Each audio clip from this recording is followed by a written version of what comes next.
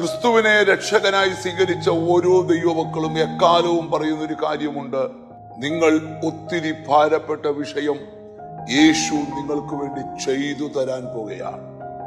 യോഹന്നാന്റെ സുവിശേഷത്തിൽ 14-ാം അധ്യായത്തിന്റെ 13-ാമത്തെ വാക്യത്തിൽ കർത്താവ് ഒരു കാര്യം പഠിപ്പിക്കുകയാണ്: നിങ്ങൾ എന്റെ നാമത്തിൽ അപേക്ഷിക്കുന്നതൊക്കെയും പിതാവ് പുത്രനിൽ മഹത്വപ്പെടേണ്ടതിന് ഞാൻ ചെയ്തു തരും. അതിനകത്ത് ഒരു ശബ്ദമാണ് നിങ്ങളോട് പറയുന്നത്: ദൈവം ചെയ്തു തരും. എനിക്ക് വേണ്ടി ആരിത് ചെയ്തു തരും? എന്നെ ആര് സഹായിക്കും? എന്നെ സഹായിക്കാൻ ആരുമില്ല എന്ന് മനസ്സ് വേദനപ്പെടുന്ന ചിലരെ കണ്ടുകൊണ്ട് കർത്താവ് പറയുകയാണ്: ഞാൻ നിനക്ക് വേണ്ടി അത് ചെയ്തു തരും. യോഹന്നാന്റെ സുവിശേഷം 5-ാം അധ്യായത്തിൽ 38 വർഷമായി പരാതിയുടെ വലിയൊരു പുസ്തകവും പിടിച്ചുകൊണ്ട് ഒരു മനുഷ്യൻ സൗഖ്യം പ്രതീക്ഷിച്ച് ഒരു കുളത്തിന്റെ കരയിൽ കിടക്കുക.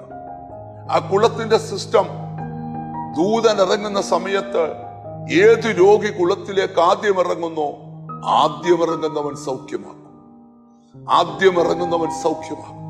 കഴിഞ്ഞ 38 വർഷം പ്രതീക്ഷ കൈവിടാതെ ഇന്നല്ലെങ്കിൽ നാളെ സൗഖ്യമാകുമെന്നുള്ള ഉറപ്പോടും വിശ്വാസത്തോടും ആ കുളത്തിന്റെ കരയിൽ ഇരുന്നിട്ടും സൗഖ്യം പ്രാപിക്കാൻ കഴിയാത്ത ആ മനുഷ്യൻ ഉള്ളിന്റെ ഉള്ളിൽ ചോദിക്കുന്നൊരു ചോദ്യമുണ്ട്: എന്റെ കാര്യം ആര് ചെയ്തു തരും? അവൻ ആ വാക്യത്തിനകത്ത് പറയുന്നുണ്ട്: എന്നെ സഹായിപ്പാൻ ആരുമില്ല. ഞാനിവിടെ നിന്നോടൊരു സന്ദേശം പറയട്ടെ: നിന്നെ സഹായിപ്പാൻ ആരുമില്ലെന്ന് നീ പറയുന്ന സ്ഥാനത്ത് നിന്നെ സഹായിക്കാൻ ദൈവമുണ്ടെന്ന് ഈ വചനം നമ്മെ പഠിപ്പിക്കുകയാണ്. എല്ലാവരും കുളത്തിൽ ഇറങ്ങി സൗഖ്യമായപ്പോൾ അതേ കുളത്തിന്റെ കരയിൽ വെച്ച് യേശു ഇവന് വേണ്ടി ഇറങ്ങി വന്ന് ഇവനെ സൗഖ്യമാക്കി ഇവന്റെ കാര്യം ചെയ്തു കൊടുത്തു എങ്കിൽ നിന്റെ കൺമുമ്പിൽ ഇന്നലകളിൽ നീ കണ്ട അത്ഭുതമല്ല നിന്റെ ജീവിതത്തിൽ നടക്കാൻ പോകുന്നത്. ഇന്നലകളിൽ മറ്റുള്ളവർക്ക് വേണ്ടി ചെയ്ത പോലെ അല്ല ദൈവം നിനക്ക് വേണ്ടി ചെയ്യാൻ പോകുന്നത്. മനസ്സുകൊണ്ട് അവൻ ഇന്ന് പകൽ ഈ വചനത്തോടൊന്ന് ചേർന്നിരുന്ന് പറയാമോ: എനിക്ക് വേണ്ടി എല്ലാം ദൈവം ചെയ്തു തരും. വേദപുസ്തകത്തിന്റെ വാക്യമുണ്ട്: ദൈവം സകലതും അതതിന്റെ സമയത്ത് ഭംഗിയായി ചെയ്തു തരും. മറ്റൊരു ഭാഗത്തുണ്ട്: ദൈവമെല്ലാം നന്നായി ചെയ്തു തരും.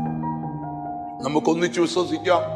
നിന്നെ ഏറെ ഭാരപ്പെടുത്തുന്ന വിഷയം, നിനക്കത് ചെയ്തു തരാൻ ആരുമില്ലെന്ന് നീ പറയുമ്പോൾ നമുക്കൊന്നിച്ച് പറയാം: അത് ചെയ്തു തരാൻ എനിക്ക് ദൈവമുണ്ട്. കണ്ണുകളെ അടച്ച് പ്രാർത്ഥിക്കാം. കാരുണ്യവാനായ ദൈവമേ, സ്വർഗ്ഗസ്ഥ പിതാവേ, ഞങ്ങൾ കർത്താവിനോട് പ്രാർത്ഥിച്ചാൽ കർത്താവ് അത് ഞങ്ങൾക്ക് ചെയ്തു തരുമെന്ന് വചനത്തിൽ കൂടെ ഇടപെട്ടത് കൊണ്ട് സ്തോത്രം. എന്നോട് ചേർന്ന് പ്രാർത്ഥിക്കുന്ന മക്കൾക്ക് വേണ്ടി പ്രാർത്ഥിക്കുന്നു. മനുഷ്യകരങ്ങൾക്ക് പ്രവർത്തിക്കാൻ കഴിയാത്തടത്ത് കർത്താവെ, അങ്ങയുടെ അദൃശ്യകരമൊന്ന് പ്രവർത്തിക്കുമാറാകണമേ എന്ന് ഞങ്ങൾ ദൈവത്തോട് പ്രാർത്ഥിക്കുക. എന്നോട് ചേർന്ന് പ്രാർത്ഥിക്കുന്ന മക്കളെ നിന്റെ നാമം ചൊല്ലി പിതാവിന്റെയും പുത്രന്റെയും പരിശുദ്ധാത്മാവിന്റെ നാമത്തിൽ അനുഗ്രഹിച്ച് പ്രാർത്ഥിക്കുന്നു. അവർ അനുഗ്രഹിക്കപ്പെടട്ടെ, യേശു ക്രിസ്തുവിൻ നാമത്തിൽ തന്നെ. ആമേൻ. ഈ ദിവസങ്ങളിൽ തന്നെ ദൈവം നിനക്ക് ആ കാര്യം ചെയ്തു തരും. God bless you.